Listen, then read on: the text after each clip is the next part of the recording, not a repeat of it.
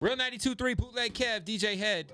A legend is here, and we don't say that lightly. You know, Swizz Beatz is in the building, man. Zone. What's popping in here? Hey, man, talk to us, bro. Man, it's been a long time. Thank you. Do you take that title? You own it? I like Young Living Legend, right? Because I still feel like I got more work to do, and I feel like You just getting started, man. Yep. Big facts. I promise you that. 100%. No, I promise you that. Like honestly, like everything I did before, it was amazing. I don't take it for granted, but I promise you, it was just a warm up, right? And Poison is going to be the start. This is ringing the new bell with this record. Why another Swizz Beatz album? Cause I love music. It's been a while. So I love music. I took a break to diversify my portfolio, meaning that I just wanted to just explore life outside of music. You know, I've been doing this since 17, and I just wanted to just like feel like it would. How would it work? Not if music went away. Yeah. You know, and just build something, just build some other things. You know, go back to school, Doing the art thing. designing, and just basically just to show other creatives that you don't have to just be stuck in one type of bubble your entire life. Of course. If you're a creative, you can use that same side of your brain to go over here and design a watch or design a car or do anything that you want to do. It doesn't have to particularly just be a beat maker, a producer, a singer, or a rapper. Like, go try everything. Go travel the world and try everything. And I took the risk myself to do it because I felt it inside of me. And now, which is the reason why I say I'm just now beginning, because I didn't even know what I was doing before. Right. You was young, man. Yeah, I was 17. I didn't know what I was doing. Right? It's like getting in a fast car and just going straight and never looking at the destinations that you passing every day. I wanted to slow the car down and like really be like, oh, that is the bus station. Oh, I didn't even know that building was like that. Wow. Because we speed so much that we don't never live life. That's right? crazy. We don't never really, like, we don't enjoy, like, I know. I felt that way, like, in the last 2 or 3 years, I felt that way. Just because, I've been going hard since I was 17 with this radio shit. Yeah. I feel like the super last legend yourself, King. I appreciate it. But I feel like the last couple of years I've been like, man, like I ain't even realized everything that's available to me. You know what I'm saying? Dude, we gotta take some time out. 100%. Because, the world doesn't have patience. True. Right? Like, look at with this record, everybody want me, when I drop the cover, they like put the album out tonight. Yeah. Right. That's the way it is now. It's the way it is, but it's just not the way I'm ready to do it. No, so like right? this is how it is though. You drop say you drop the album, right? You drop November 2nd, right? Yeah. You drop the album November 3rd. They like, when the next one coming? Fact. It's like, and I'm gonna have the answer for them, but I'm gonna enjoy my rollout, and I'm gonna let them enjoy my rollout, and have my 5 minutes. And when it drop. But I just don't feel like I need to rush the craft, because what I'm bringing back to the industry is quality, right? I want to give you quality. I don't want to just give you hype, smoke. I don't have names on my album just to be cool. I got names on my album, and they're performing 100% and above. And you only got 10 songs. Yeah. It's quality over quantity. You know what I'm saying? Illmatic had 10 songs, You know, the attention span. Like, I don't have to put 30 songs on my album to prove a point, which is because I came up with the concept of just... Because Ghetto Stories had a lot, right? Yeah, I mean, I was... Yeah, Ghetto Stories, I remember that. It was like, it was a whole lot. It was a lot. But now, I got 4 boxes. So I'm going to give you Poison. Then I'm going to give you Beauty and the Beats, which is an R&B album, but a serious one. Then I'm going to give you Return to the Showtime, all energy. The whole thing is just all anthems, all energy. Then I'm going to give you Global Mindset, which is all international vibe from Wiz So Kid, you got four in the stash ready for us. They ready already? Yeah, we've been ready. I just had to, because like the problem was I just wanted to fit all this on one record. And then when I was playing the record for people in the studio, I was noticing I wasn't playing certain things, and certain things wouldn't match. And that's where like J. Cole came in and was giving me certain advice. He's like, yo, the first half of the album what you played me, that's scary. The other songs are super big, but it just I'm feeling weird hearing that after this and this after that. And I was like, I took all of the big records off my album. It's almost like, like when people make albums, they're like, yo, I need a joint for the girls, for the club or some shit. And it doesn't flow as a continuous, as the continuity's off. Is that for the album? Play. You just press play, let it ride. I promise you. Is that how J. Cole ended up executive producing it with you? Yeah. You just y'all just vibing in the studio and. Yeah, just vibing, just naturally, just communicating with the youth, and he's very inquisitive, and I feel like a lot of the youth opinion count. Of course, like a lot of people that's from my genre, they don't really respect them telling them things because they feel we got these rings that the younger guys need to kiss. But I'm like, fuck it, excuse the ring. You know what I'm saying? Like, just vibe and just you might learn something. I was J. Cole before. I feel like you've never been afraid of that though. You always kind of embraced like new young talent. Yeah. Like, you know what I'm It's saying? the future. You also had your own artists too. shout out to Cassidy. Yeah, for sure. Shout out to Cass. Shout out to all the artists that's out there just doing them. Shout out to the one Bone Thugs album that was pretty fire too. Yeah, that shit was hard. We was like a hair from going platinum. Yo, that shit was probably hard. platinum by now. Yeah, no, it is crazy. Like, obviously just your legacy, from the Rough Rider days to the Full Surface shit to now. And I know that over the last like 5 years, I've always heard you teasing, like, I'm gonna get X back. I'm gonna get X back. What is That's probably realer than I ever said it at this point. what's going on with you getting back in with DMX and us getting like a real, He's proper X he's not project? out yet. He's not out yet, but like I said, I'm sure you're sitting on so much unreleased music with X.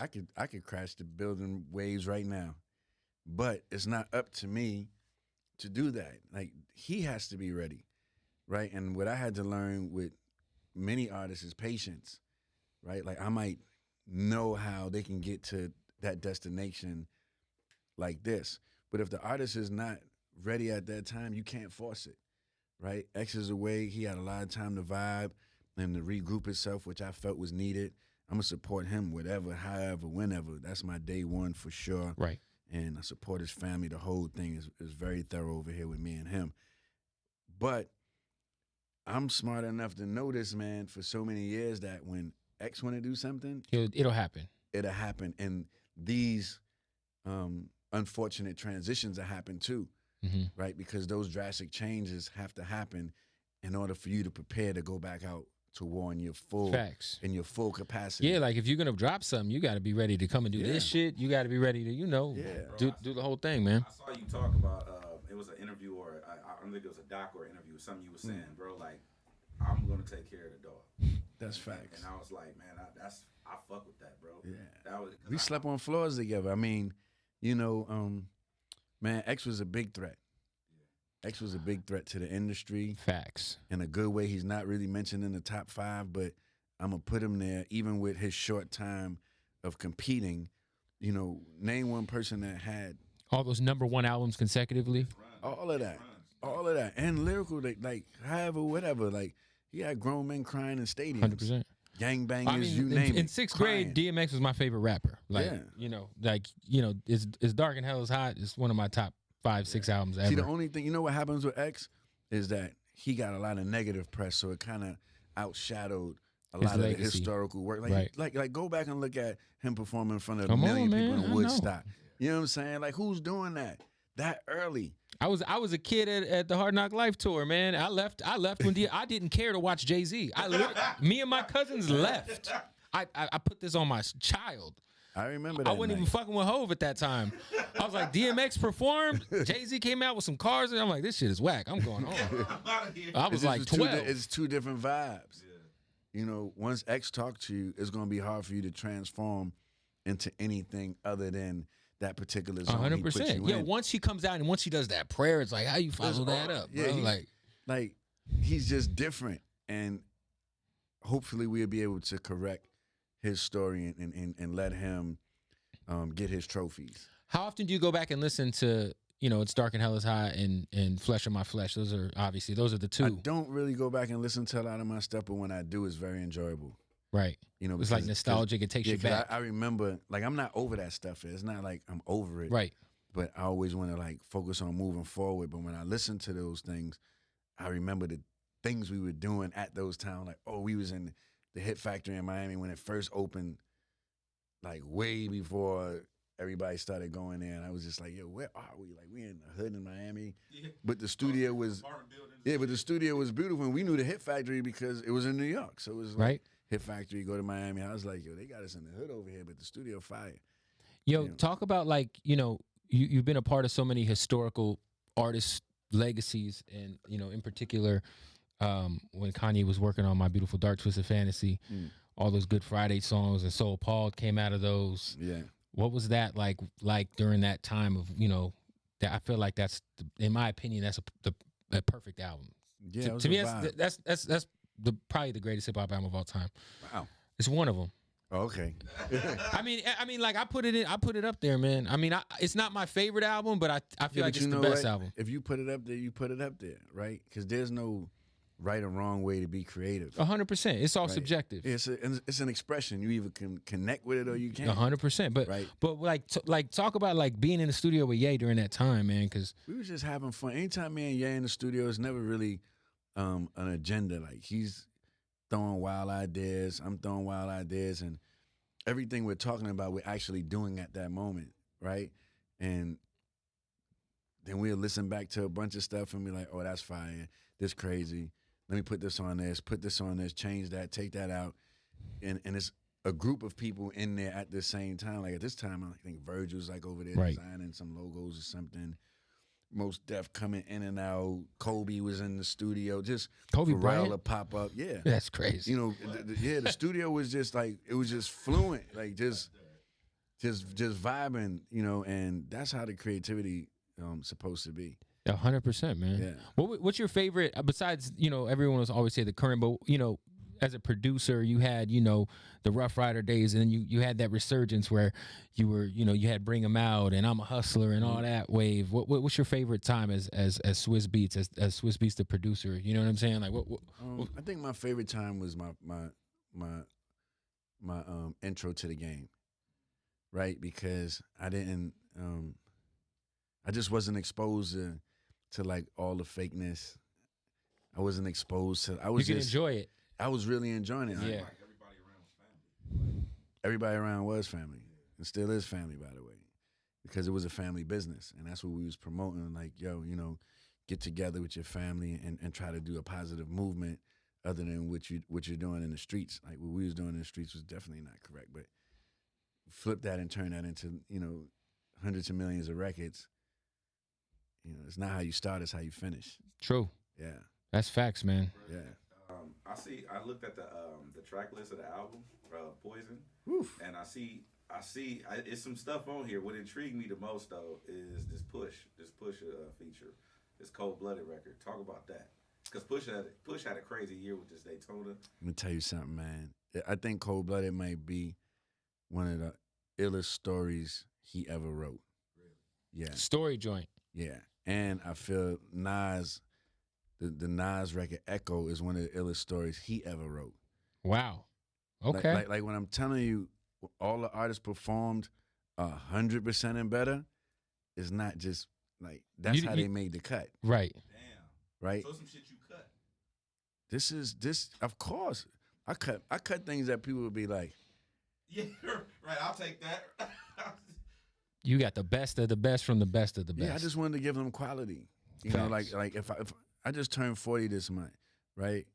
If I can't give people quality and create a body of work that means something, that's going to like graduate the craft, then what am I doing it for? Like I already done accomplished everything that one would chase as far as like status, right? So the only thing that I can chase now is being a better version of my old self. You see what I'm saying? Yeah, it's just like I'm technically challenging myself with this, right? Because I already, my old self as a rookie did his thing, this and that. Now, let's see how you going to challenge your younger self with your newer knowledge, right? So it's things I know better to do and what not to do, right? And that's like a good and a bad thing, because like sometimes you just let it just go. But one thing I know that people gonna always come back to is quality.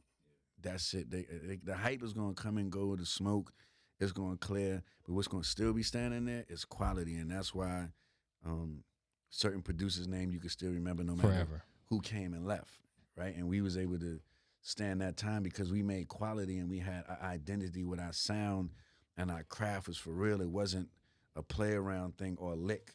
It was really our lifestyle and our life, and Like I never even did music for money. Even like what J. Cole said on 1985, he said, you know, I'm gonna be here forever.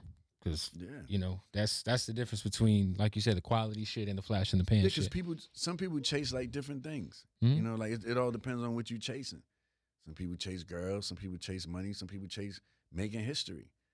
You know, like when you make history, everything else gonna come. So 100%. Yo, it's crazy. Like I know on the opposite spectrum, maybe musically, the kid 6ix9ine's out of New York. He's killing it. Mm-hmm. I feel like a 6ix9ine Swizz Beatz record would be extremely fucking crazy. I got records with 6ix9ine. Many of them.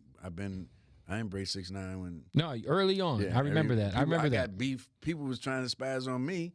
I had real conversations about him. I remember seeing you like with him early for sure. Yeah, you know. But all those people that had a problem with me working with him, you can't tell me who to work with. Facts. If you got a problem with this man, handle your business. But as far as me as a creative, looking at another person as a creative, and having a problem with me of who I work with, I'm a man. You can't tell me who could be in my studio. And when I'm like, facts, like who are you talking to? Like, you know, and we got past that point, but it's just like, don't tell me who to work with ever. That's crazy. Do we know where those songs are gonna end up at? I don't know. You know, he might want to do some new, because for me, he reminded me of Sticky Fingers. True. Right, so I wanted him to do Onyx Throw Your Guns record. Like that was take him up, bring him out there. Yeah, that'd be crazy. Flip it, you know, to where it's like current, but just pull that anthematic when we first heard Onyx. But like imagine those chants with a Today beat with his energy on stage. I just was like, that's what made me want to go in the studio with him, right? And we just did like a bunch of records, and he was a good kid, man. Like, you know, a lot of people misunderstood him because he came in different. You know, he came in.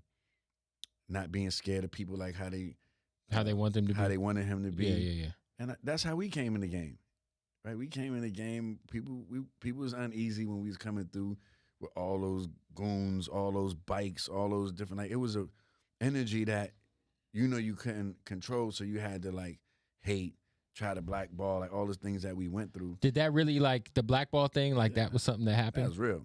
Wow. Oh, that was real. Yeah, people didn't just stop doing music. That was real.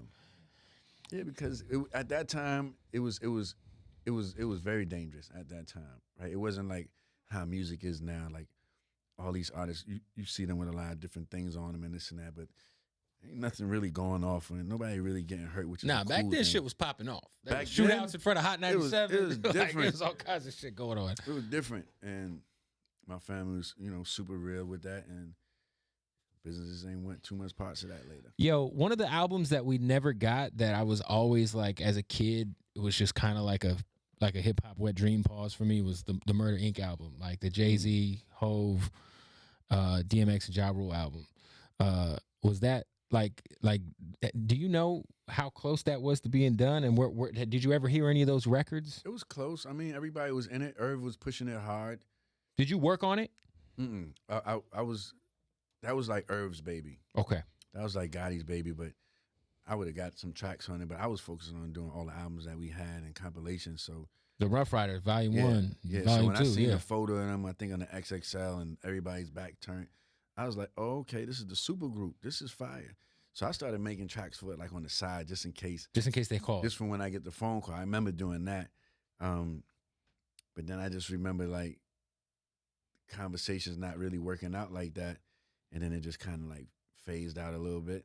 Right. I actually lost track of like the whole situation, to be honest. That was such a crazy. I remember that XXL cover, man. I was like, what? Hard. It's about to go down?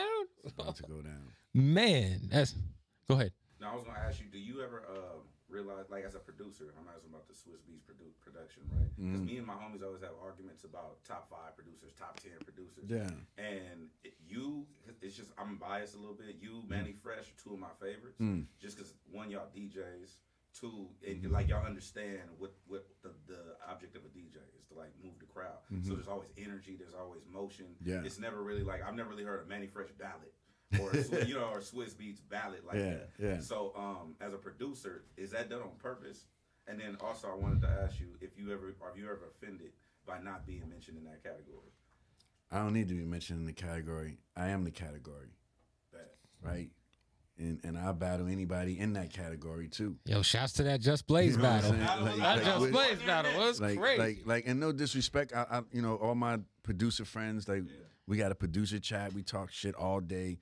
It's the vibe. But at the end of the day, I'm confident to battle anyone because I just know the work that I put in, and I know the work that I'm willing to put in, right? And as a DJ, as a producer, as a rapper, if you don't feel that you're ready for war with anybody, no matter what their status is, and that's your category, then you're not on your A game, right? When Just Blaze called me out to battle, I just came from Asia on a Wednesday, jet lag, and battled him on a Friday, no preparation. That shit was crazy. I remember watching that on on Instagram Live. Yeah, that's no prep. But you know, a lot of I never really had like a lot of press.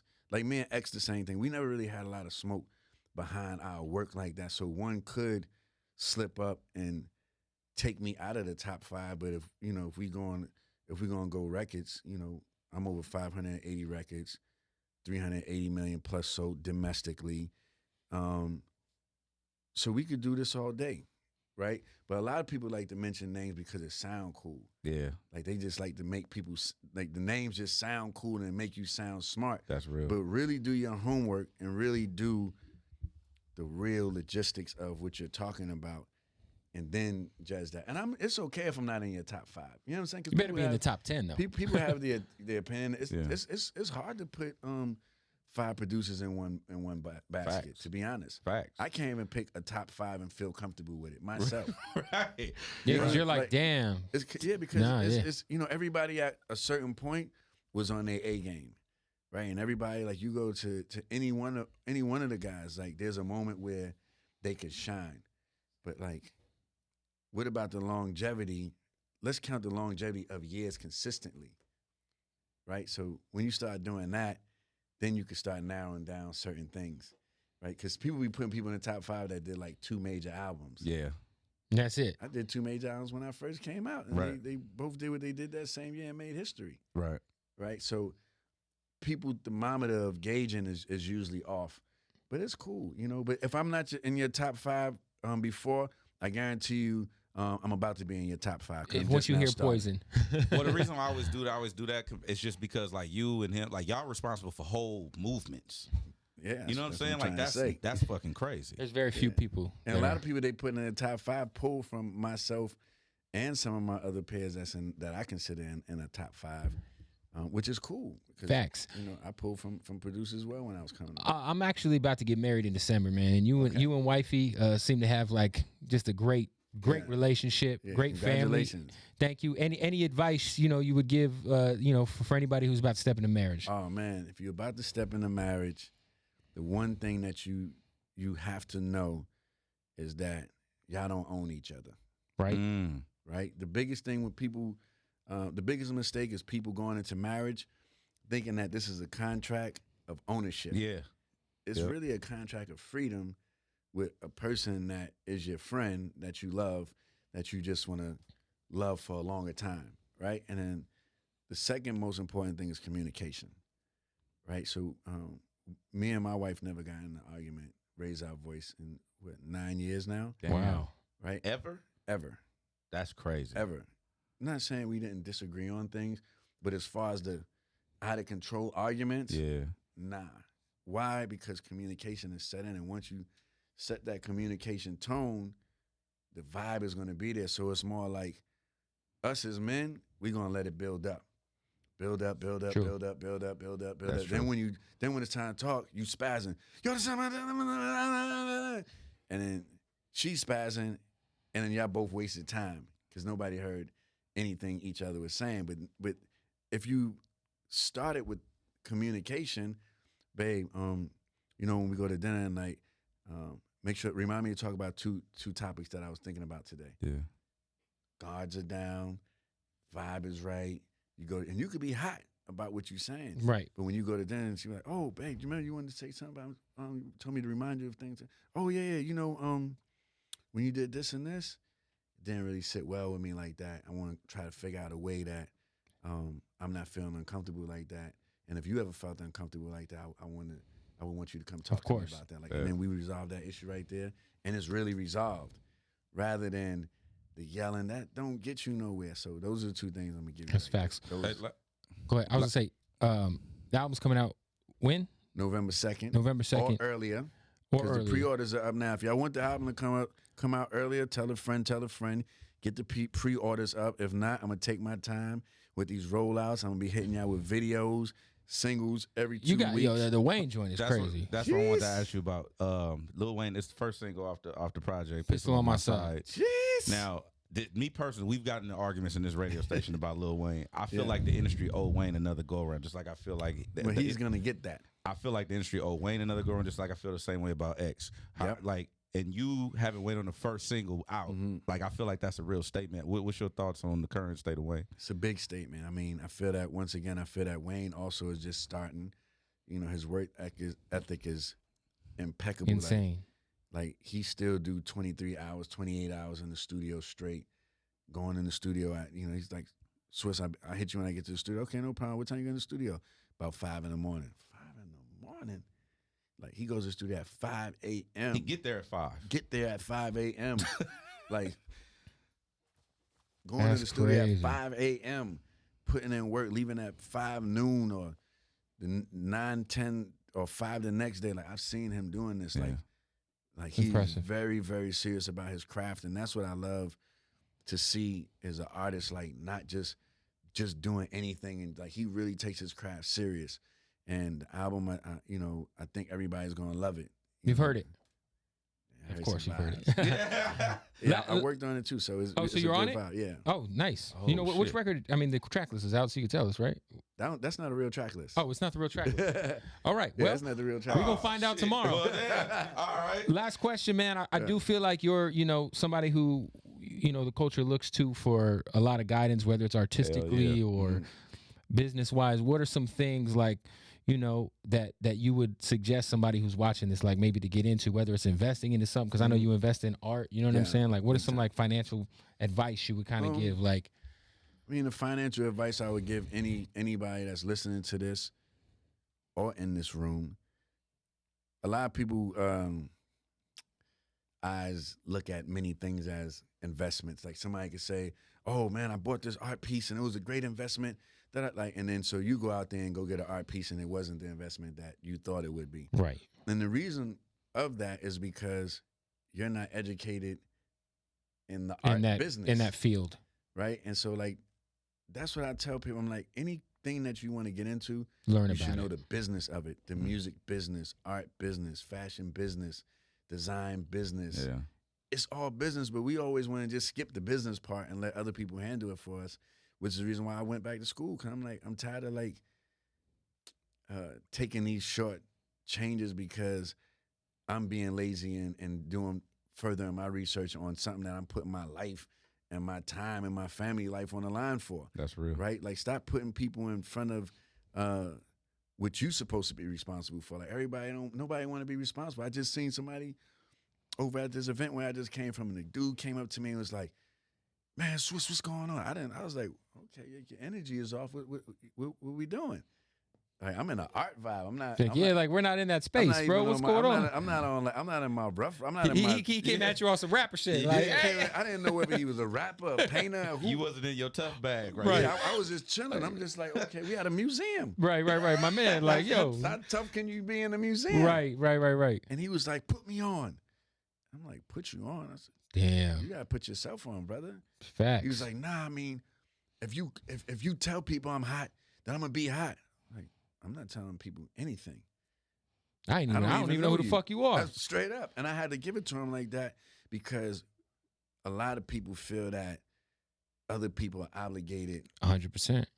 And a lot of people put their own success on other people's shoulders. Like, nah, bro, you gotta own your own shit. All his problems on my back. Yep. I had to lift it off of me and throw it back on him. I hear that all the time. People hit me like, "Man, you ain't playing our shit on the radio," or I be, that's why we ain't on. Like, nah, bro. You not like I started from nothing. Don't look at what I have now. Look at where it came from. Sleeping on floors, having nothing. Like, none of my parents was wealthy. you know, and I still work like I have nothing. And now you can skate in the crib. That too. You have skate parties in the house. That part. You know what I'm Well, saying? Swizz, we appreciate you coming. Hell yeah. Yes. Album's November 2nd. Allegedly. Tell Poison. wifey we need an Hold on, album but too. let me let you know, I forgot this part. The reason why I named my album Poison, Okay. right? Because in life, we got to face our poison in order to poise on. I see what you. Okay. You see what I'm saying? I see what you did there. Okay. Yeah, right? We got to face, because a lot of people want to ignore all of the poison that's happening right now because they don't feel it's physically happening to them. So they could turn their head and do all this and try to escape temporarily until the poison is actually on your doorstep. Yeah. But you got to face that and deal with it in order to poise on. And that's why the album cover is the way it is. Shout out to Cleon Peterson, super artist that did the art on the cover. The cover's hardcore. It definitely gets your attention. It gets your attention. It definitely sure. gets my But this I was like, what the fuck is But this? this is America. Hey, would you ever run for office, Swizz? Hell no. No. Okay. You don't want none of that. You don't want none of them. None of them issues. No, you know what? I would say I'm not running for office in a traditional way. Okay. I say I run for office the way I'm doing it now, just by being an example and change, being a part of the change and things that I want to see directly. Right. I'm not waiting on no government to change things that we have problems with. Facts. You understand? That's once again we feel like, oh well, the government got me like this, the people got me like that. Okay, well let's get together and change that. Facts. Right? The people are stronger than the government. True. I That was agree. the whole idea of the You know what I'm saying? of the But we just Constitution. can't. You know, we just no. Don't let me get into this conversation. Well, Swizz, You know what I'm saying? well, we getting the wrap up signal, but yo, let's get into we're gonna have you introduce the new record, man, for LA, man. Yes, yes. 1 2 1 2. This your boy Swizz Beatz, and we about to get the pistol on my side, featuring my brother Lil Wayne. He's back. I'm back. We back. Let's go. Showtime. Hey, boom. Yeah.